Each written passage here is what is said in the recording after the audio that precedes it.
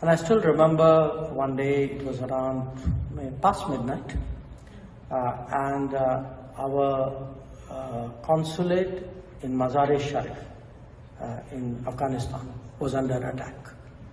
And we were using the phones, trying to figure out what happened. So this was Afghanistan of that era, so you had to kind of get a friendly warlord who would go in and help your people. So all of this was happening. You're juggling 4 phones, talking to everybody, keeping the courage up at that end. And the phone rang. My phone rang, and normally, when the Prime Minister calls, you get a no caller ID. Okay,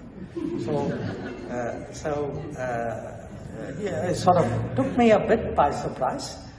And but even on the no caller ID, usually somebody connects you. Okay, so this time it was the Prime Minister. Okay, and obviously he assumed I would recognize him rightly. And so his first question was, "Jage ho?"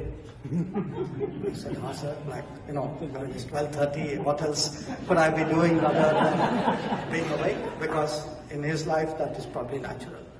He said, "Acha, TV dekh rahe ho?" I said, "TV dekh rahe ho." So, kya ho raha hai wahan?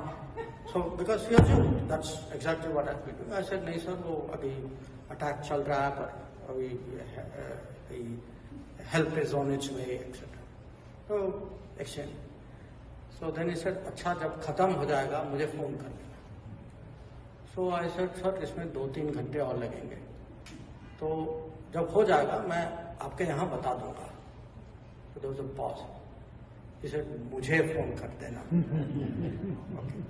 And I say this to you because that sense today, that sense for people who work in the government, people who are in public life, who are in political life, and I would say today people in the country, the way he put it, good times or bad times, he's there.